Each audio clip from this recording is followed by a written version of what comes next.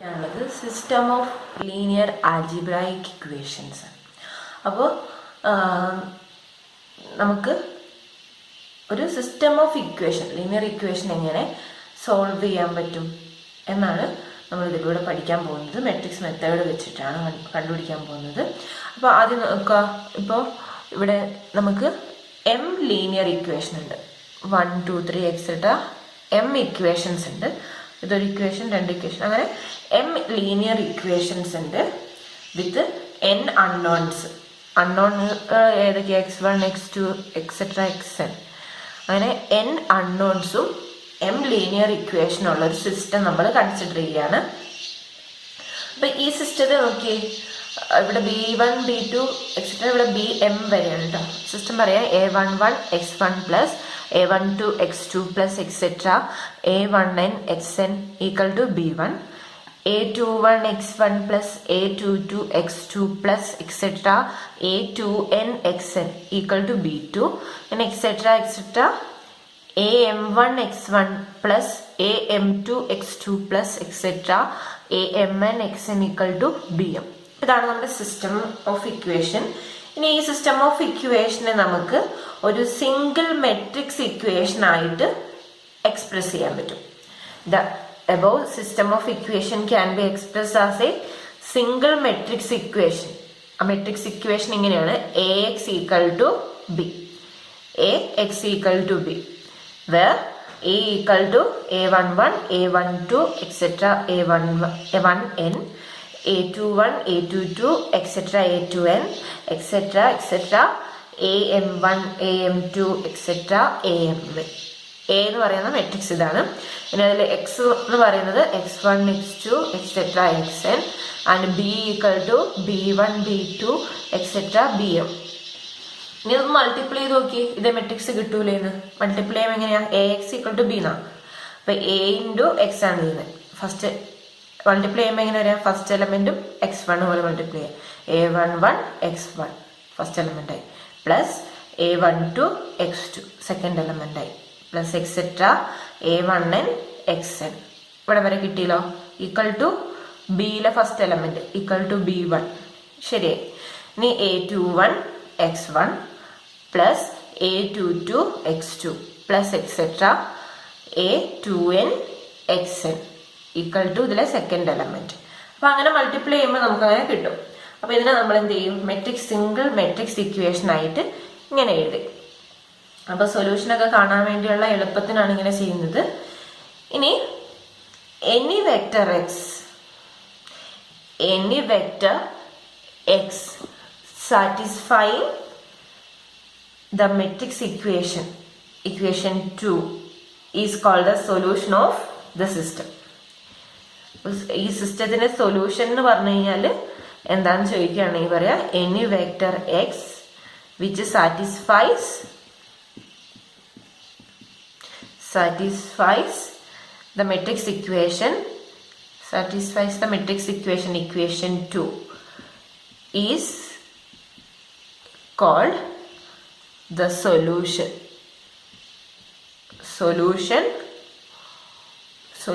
of the system.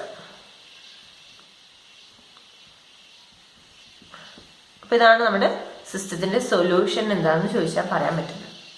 അപ്പൊ ഇനി നമ്മൾ സൊല്യൂഷൻ സോൾവ് ചെയ്യുന്നതിന് കുറെ മെത്തേഡുകളുണ്ട്. അപ്പൊ നമ്മുടെ ഈ ഇക്വേഷൻ ലീനിയർ ആണ് അല്ലെ? ഈ സിസ്റ്റം ഓഫ് ഇക്വേഷൻ എന്ന് പറയുന്നത് ലീനിയർ ആണ്. ഇനി ഓരോ കേസുകളുണ്ട്. ഇനി ബിനെ പറ്റി പറയുകയാണെങ്കിൽ ഈ ഓരോ B1 B2 എക്സെട്ര BM ഇത് മുഴുവൻ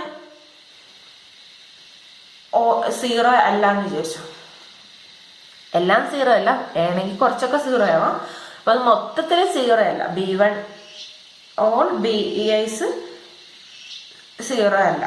അങ്ങനെയാണെങ്കിൽ എന്നുവെച്ചാൽ capital B not equal to 0 എന്ന case, capital B not equal to 0 ആകുന്ന കേസിൽ നമ്മൾ അതിനെ ഈ ഇക്വേഷൻ, ലീനിയർ ഇക്വേഷനെ നമ്മൾ എന്ത് പറയും? B നോട്ട് ഈക്വൽ ടു 0 ആണെങ്കിൽ, B നോട്ട് ഈക്വൽ ടു 0 ആണെങ്കിൽ നമ്മളത് system is said to be non homogeneous when the B's are not all zeros. That is, when b not equal to 0, the system is said to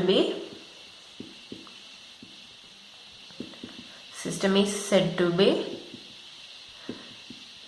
non-homogeneous.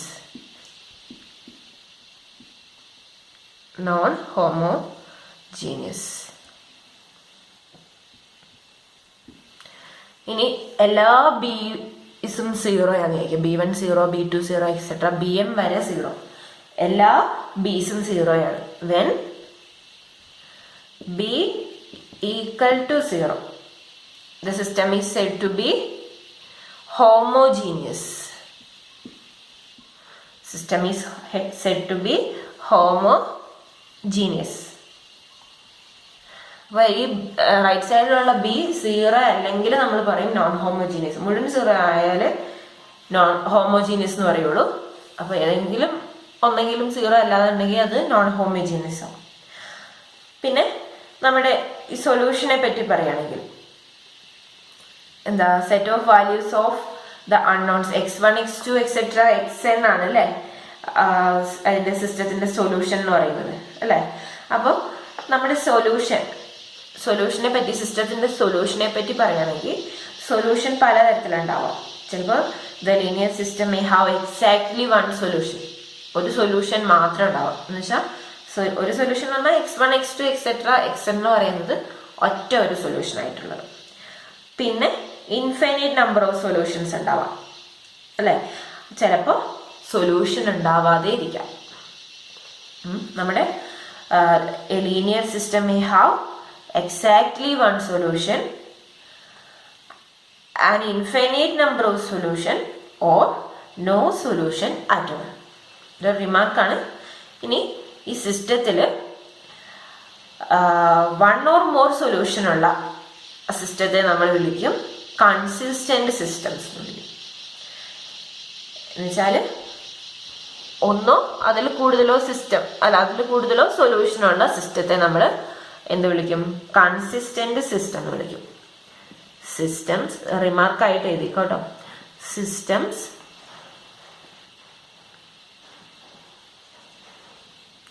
that have one or more solutions are called consistent system.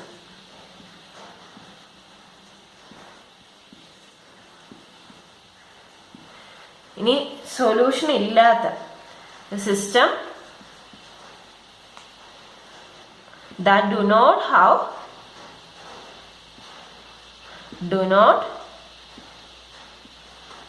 have a solution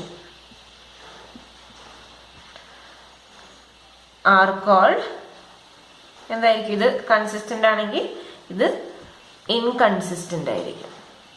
inconsistent system. അപ്പം ഒന്നോ അതിൽ കൂടുതലോ സൊല്യൂഷനുള്ള സിസ്റ്റത്തെ നമ്മൾ consistent system എന്ന് പറയും. Solution ഒന്നും ഇല്ലാത്ത സിസ്റ്റത്തെ നമ്മൾ ഇൻകൺസിസ്റ്റന്റ് സിസ്റ്റം എന്നും പറയും. ഇതിൽ നോൺ ഹോമോജീനിയസ് സിസ്റ്റത്തിന്റെ ലീനിയർ ഇക്വേഷന്റെ സൊല്യൂഷനാണ് നമ്മൾ ആദ്യം കാണാൻ പോകുന്നത്. അത് കഴിഞ്ഞിട്ട് നമ്മൾ ഹോമോജീനിയസിന്റെ പഠിക്കും. നോൺ ഹോമോജീനിയസിന്റെ ആണ് ഇത്തിരി കോംപ്ലിക്കേറ്റഡ്, ഹോമോജീനിയസിന്റെ എളുപ്പമാണ്. അപ്പോൾ നോൺ ഹോമോജീനിയസിന്റെ സൊല്യൂഷൻ കാണുന്നതിന് മുന്നേ ആയിട്ട് നമുക്കൊരു ഓഗ്മെന്റഡ് മെട്രിക്സ് എന്താണെന്ന് അറിയണം. ഓഗ്മെന്റഡ് മെട്രിക്സ് നോൺ ഹോമോജീനിയസ് ഇക്വേഷന്റെ പ്രത്യേകത എന്താ? അവിടെ ബി എന്ന് പറയുന്നത് ഒരിക്കലും 0 ആയിരിക്കില്ല മുഴുവനായിട്ട്. ബി എന്ന് പറഞ്ഞ വാല്യൂ അവിടെ ഉണ്ടാവും അല്ലേ. അപ്പോൾ ഓഗ്മെന്റഡ് മെട്രിക്സ് എന്ന് പറഞ്ഞാൽ എന്താ നോക്കാം.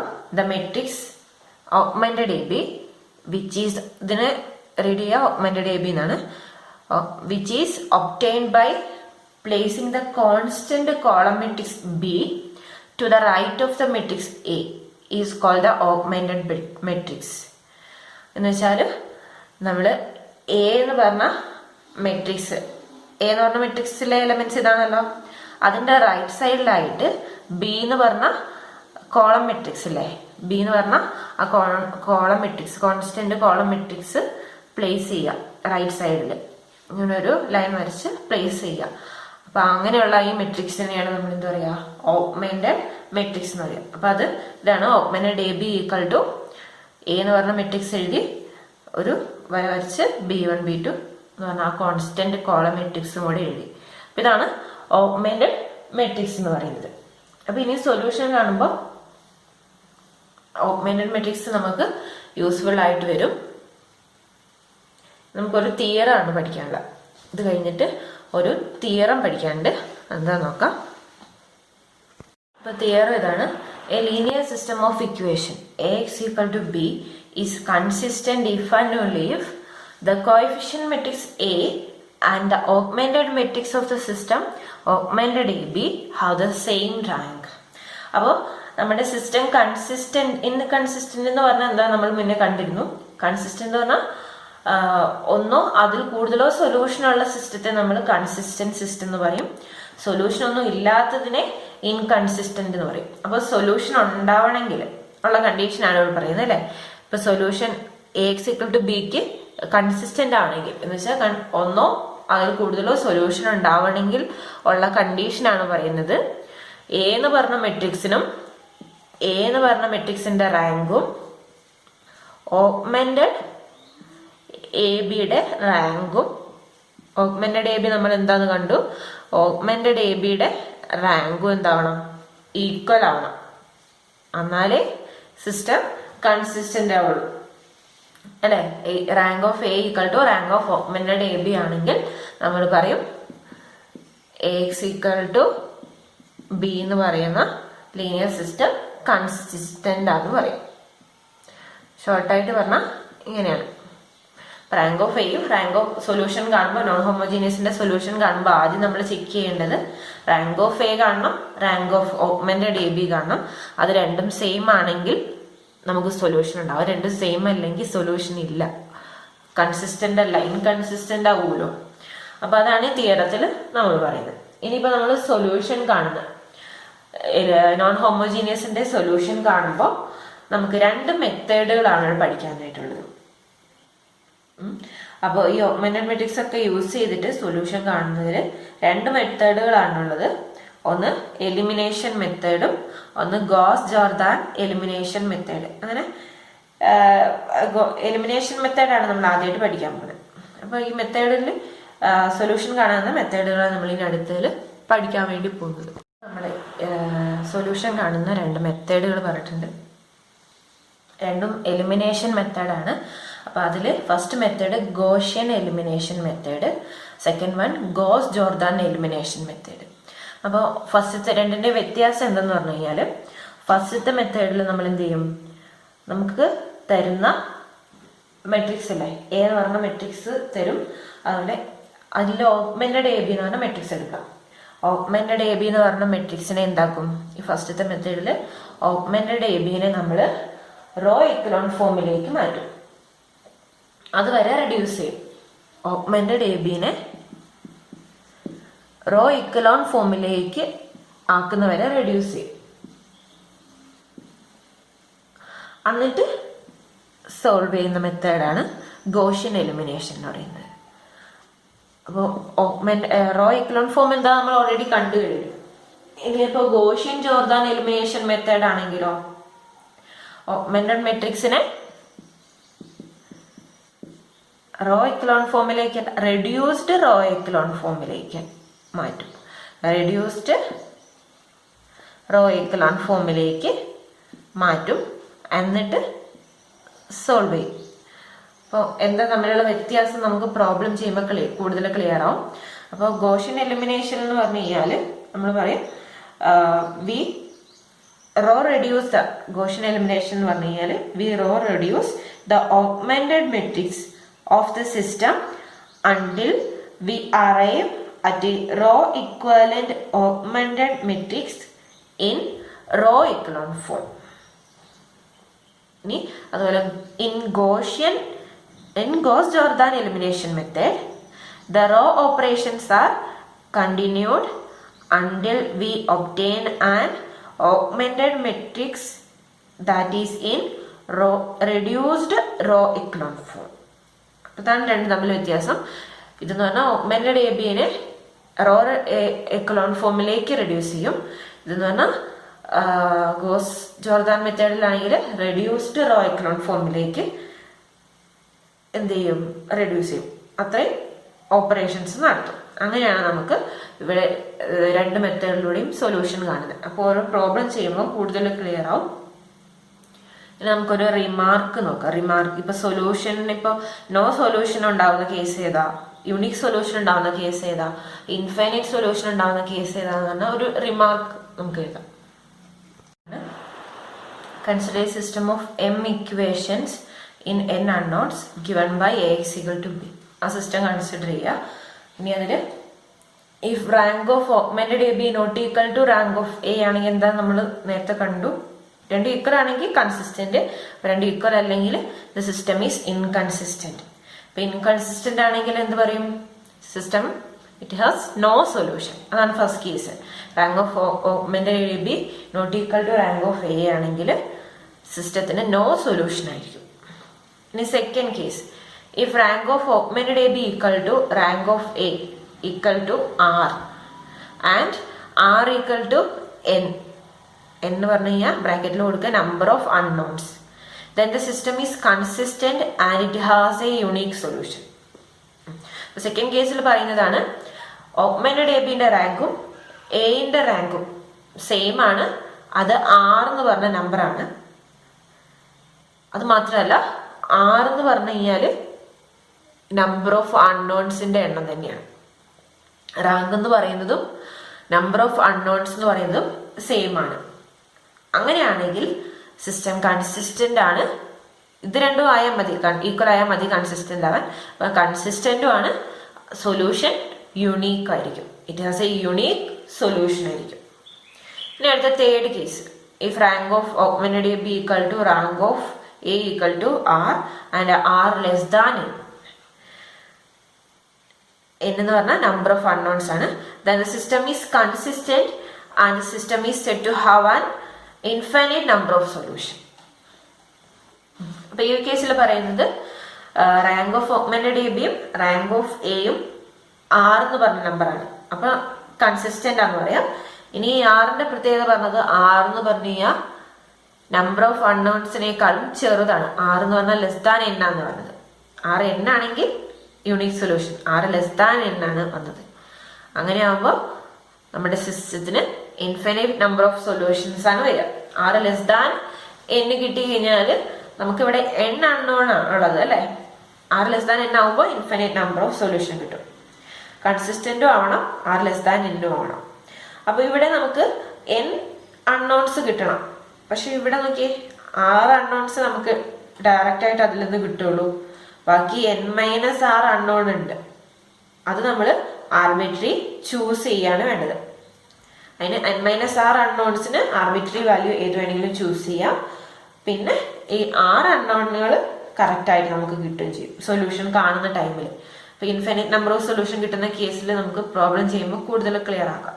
ഇതാണ് 3 കേസുകൾ. അപ്പൊ ഇത് ശ്രദ്ധിച്ചു കഴിഞ്ഞാൽ നമുക്ക് സൊല്യൂഷൻ കാണുമ്പോൾ സിമ്പിൾ ആയിട്ട് ചെയ്യാം.